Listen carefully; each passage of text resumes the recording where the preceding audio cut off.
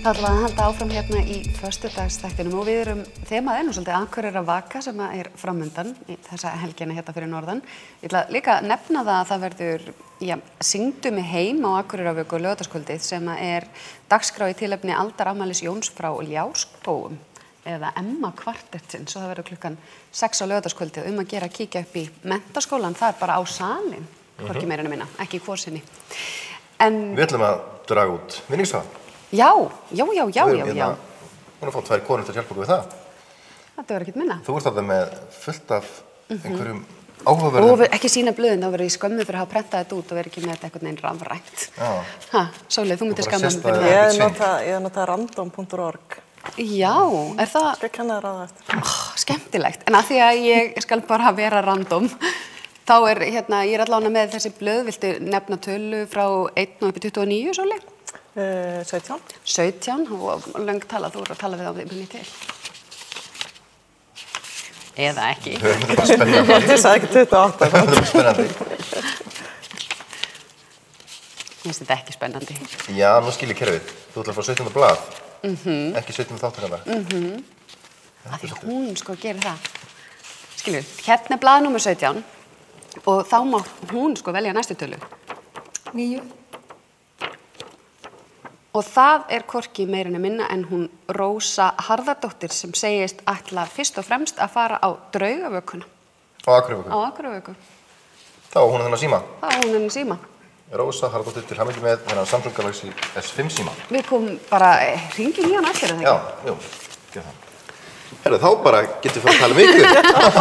Velkomnar. Byrjum bara á þér, Arna. Þú ert að fara að opna sýningu, það ekki, hjá Sjónlistamiðstöðinni á Akureyri. Segðu okkur bara frá þessari sýningu aðeins. Já, ég opna klukkan 3 á morgun, laugardag, sýningu í Listasafninu á Akureyri, sem svona eins konar yfirlitssýning, en samt ekki í raun allan ferilinn minn þannig lagað, sem myndlistamanns. Heldur ég að sýna verk sem tilheyra sýningaröð sem ég kalla staðreind, sem ber yfirheitið staðreind. Og þetta eru verk sem ég hef unnið síðan 2008. Allt verk sem ég hef unnið inn í tiltekin rými, þetta eru vídeóverk, þetta eru sýningin, þetta eru 7 vídeóverk sem ég sýni þar, þar af 6 vídeóinnsetningar.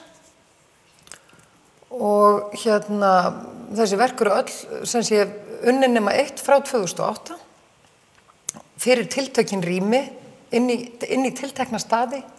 Það svona kallaði þetta staðreind, ég læt í raun reyna á staðinn, verkið byggir á því ég geri gjörningin í rýminu sem byggir á einhvers konar upplifun á rýminu, bæði tengt sögulegum tengingum og öðru. Ég söngla, ég nota gjarnan svona einhverja vísanir í sönglög sem að mér finnst rýmið einhvern veginn kalla á og ég tek þetta upp og sýni það síðan á sama stað og ég tók það upp. Þannig að þetta eru frekar einföld verk þannig í grunninn.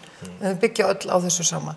Síðan sýni ég sem sé 1 verk sem að síðan 1988. Takk fyrir. Ég sem sé lauk framhaldsnámi í listum 1989 og þetta verk sem ég vann sem sé út í Hollandi 88 og þegar ég fór sem sé að vinna sýningunni í Listasafninu með þetta heiti staðreind og ég náttúrulega að leika mér með þetta hugtak, mér finnst þetta svolítið fríkað hugtak, ég efast alltaf mikið staðreindir. Það algjör staðreind.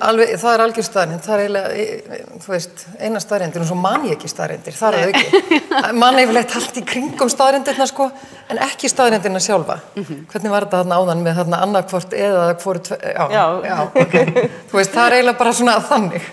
Þannig að ég svolítið að leika mig með þetta hugtak. Já. Og já. Þetta eru pælingu, hvers vegna heillaðistu svona að þessu formi listarinnar, þessu myndbandsformi? Ég lærði grafík upphaflega í myndlist- og handíðaskóla Íslands. Ég á alveg rosalega, ég á 27 ára feril síðan framhaldsnám. Þetta ég orðin eldgömul. Ofsalega reynd. Ég reynslubolt. Já. En ég var að vinna tvívíðarmyndir en hef bakgrunn bæði í leiklist og tónlist eða sem sé einhvern veginn leitaði í alla þessa þætti, mér finnst þetta allt vera sami hluturinn. Já. Þannig að ég var rosalega ung þegar ég fór einhvern veginn að reyna að brjóta mig út úr myndverkinu og yfir í rýmið. Þannig að það bara, mér fannst alltaf rýmið vera myndflöturinn og svo fannst mér hljóð tilheyra myndinni og vera sko myndefni líka. Þannig að einhvern veginn fór ég mjög snemma að gera tilraunir út í Hollandi. Þá vann ég mikið verk þar sem ég gerði gjörninga inn í sýningum, fór og setti mig inn einhvern veginn í rýmið og sönglaði mjög gjarnan sko. Ég nota oft söng svona svolítið eins og þegar maður að syngja fyrir sjálfan sig og þú veist, syng bara þó ég mun ekki textan alltaf og eitthvað, þetta pínu svona Pínu bara flæði og... Pínu bara svona í eigin heimi. Já. Og þetta... Já, meira myndbönd, já. Já, sem nákvæmlega ég ætla að segja. Ótrúlegt. Kvikindi ætlar að koma með Evrópu á skjáin hérna í tengslu við Akureyri, það ekki? Jú, Evrópa hlær.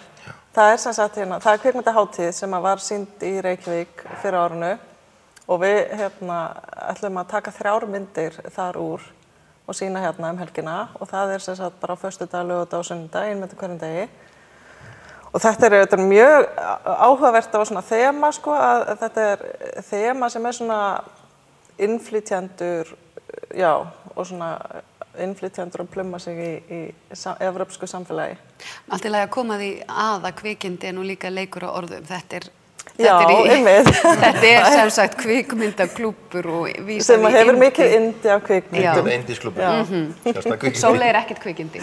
Í þeim skilningi, sko. Og það sé titlinennan í þessu saman. Já, þetta er svona, kannski þetta vandræðalegt að vera Sóley Björk kvikindi. Það er alltaf skemmtilegt að kynna sér svoleiðis. En sem sagt, þið eru búin að vera svolítið í þessi áhuga hópur kvikmyndir og kvikindi.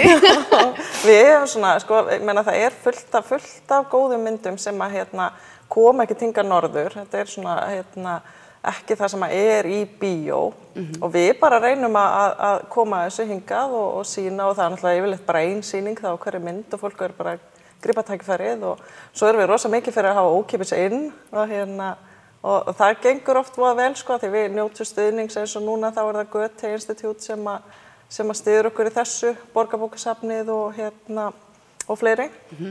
Þannig að þessar 3 myndir eru í boði bara þessar aðila og sýningarnar eru allar klukkan 5, það er semst fyrsta myndin klukkan 5 í dag og næsta klukkan 5 á laugardaginn og svo klukkan 5 á sunnudaginn. Og eru áhorfendur að fara að hlæja?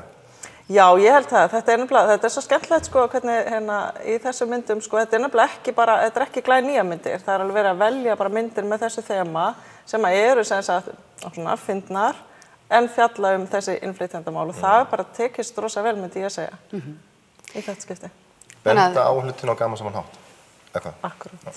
Eins og húmor á að virka, það er staðreynd. Það er staðreynd. Einföld staðreynd. En sýningin þín, hún sem sagt verður, þú ætlar að opna hana á morgun, laugardag, og hvað verður hún, stendur hún nú yfir lengi? Hún stendur til 16. október. Þannig að fólk hefur nægan tíma. Já. Önnur staðreynd. Önnur staðreynd. Ég ætla að hugsa staðreyndir í allan dag. Það er enn einn staðreynd sem væri gaman að segja frá. Himnódía ætlar að flytja sönggjörning á opnun. Já, kórinn sem sagt. Já, kórinn Himnódía. Yndislegt. Hvað ætlið þið sjálfur að gera á Akureyri? Nú ljúkum við þessu á því. Ég ætla að vera svolítið í kertasölunni sem að Jón Gunnar var að tala um. Já, friðarkertin.